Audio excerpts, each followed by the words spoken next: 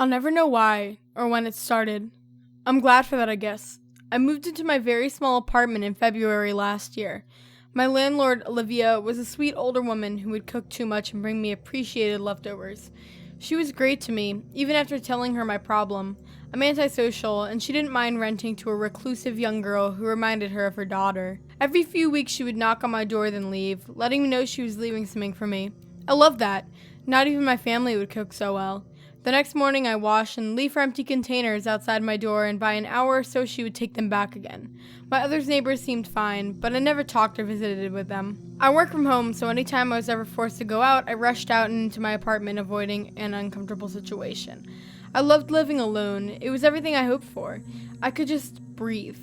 By April, though, I started noticing things weren't right. They were moving, or plain disappearing. I was convinced it was just anxiety caused by my new medication and the move. Another side effect was it would make me feel so drowsy. Since I hated seeing the doctor, I just dealt. I took naps during the day now and eventually stopped caring, until one incident doubled my paranoia. Olivia brought me some sort of Greek tossed salad and dressing for lunch one day, and I enjoyed it with my friend Netflix. I fell asleep in the middle of Portlandia and woke up that evening at 5 p.m. Per usual, what was not usual was my bedding on the opposite side of me was disturbed. I only sleep on the right side. Anyways, it felt more warm. My first thought is that I must have rolled around a lot, but I knew it was too odd to dismiss. I got up and searched my apartment, gripping my phone with 911 dialed in. Nothing else was disturbed. Everything was exactly like it should be. I let it go. For the next few weeks, everything was normal, pardon the occasional misplaced shoe or drawn-back shower curtain. I thought about telling someone, my parents, maybe Olivia, but if it's not life or death, I'm not reaching out to anyone. I wasn't scared. I was nervous, maybe a little stubborn, but I stayed. I'm not letting some stupid anxiety ruin my lovely, lonely world. May came and it was getting worse. My panties, toothbrush, hell, even my food was being misplaced. Every time I woke up, there was this strange odor in the air. I finally realized this won't go away by ignoring it. I called my mom and begged to come stay a few days. When I got home, I told them everything. Saying it out loud solidified any creepy suspicions. That weekend, my dad went to my apartment and what was found was true horror. Written all over the walls, "Come back, baby, please." He ran out and called the police. There was no one living in my apartment, but someone definitely had access besides me. The investigation revealed a man, Henry, the son of my landlord Olivia, was in a projected relationship with me. They showed me his confession on tape. He admitted coming into my apartment every night and every day with his mother's extra key.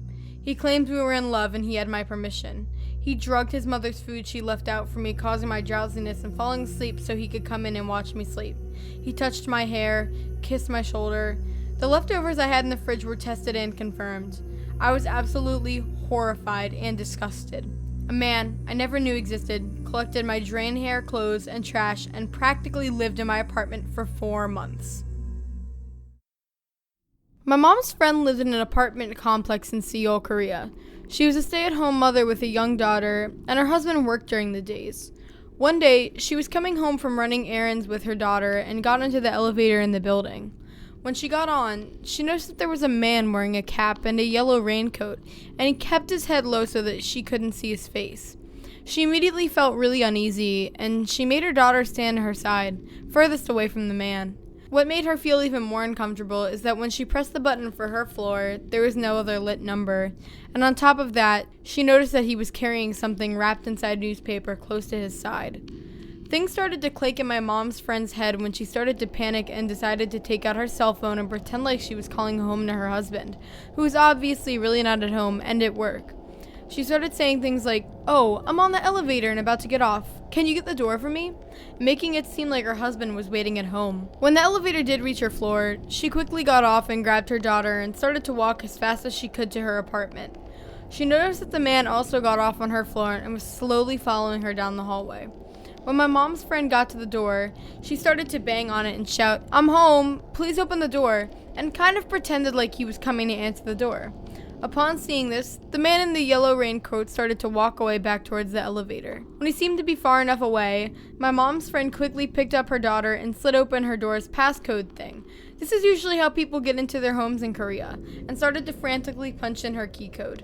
But the problem was that the buttons would make sounds, so the man knew that nobody was going to answer the door for her and turned around and started to run back towards her. My mom's friend at this point was practically screaming when she finally got into the door, and the first thing she did was throw her daughter in.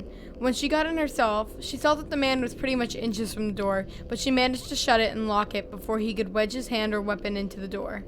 Afterwards, looking through the door's peephole, she saw that the man was walking away back towards the elevator. Several months later, my mom's friend was watching the news, and there was a coverage on a capture of a serial killer named Yo Young Chol, who used to kill a lot of prostitutes. She told my mom that she could never forget the dread she felt when she saw the too familiar yellow raincoat and hat he was wearing. This happened to my parents back in the late 80s. They were in their mid-20s when this all occurred. My parents decided to go camping in cool California. When they got there, it was kind of late. My mom was sitting on a log and my dad was unpacking the truck. While sitting, she heard walking around the campsite, so she went and quietly told my dad she heard someone walking around. They noped the fuck out of there just in case. They drove about 3 miles down the road with their headlights off so they wouldn't be followed. Once they got there, they set up camp and began to drink their asses off while listening to a boxing match on the radio. Now they don't know whether this next event is connected to the first, but they believe it is. So they settled in, and my dad was asleep far before my mom. My mom was in the halfway state where you're half awake and half asleep. Suddenly, she heard footsteps outside the tent. She abruptly snapped back into consciousness and listened. She tried waking up my dad, but he was way too out of it. She listened for what seemed like hours when she hears, in the creepiest voice you could ever imagine, say, "Here I am. I'm going to kill you." While saying that, the man ran, what she believes to be a knife, along the tent. She could hear him walking and dragging the knife. She was literally frozen. She couldn't say anything or move. With her mouth agape, she finally snapped out of it and screamed, "Jim, grab the shotgun. Kill that son of a bitch." With that, my dad finally awoke. They heard the snapping of twigs and footsteps, and heard the guy running away. Of course, my parents didn't have a shotgun. It was a huge bluff that actually worked. My dad got up seconds later and began to run after him, but he was long gone.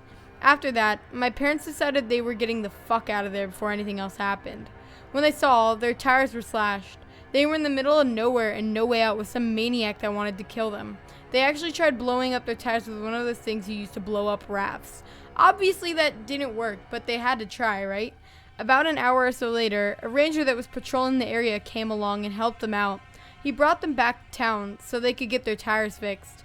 While talking to the ranger, they found out that he had been searching for any suspicious activity due to recent murders nearby. My parents were likely the murderer's next victims.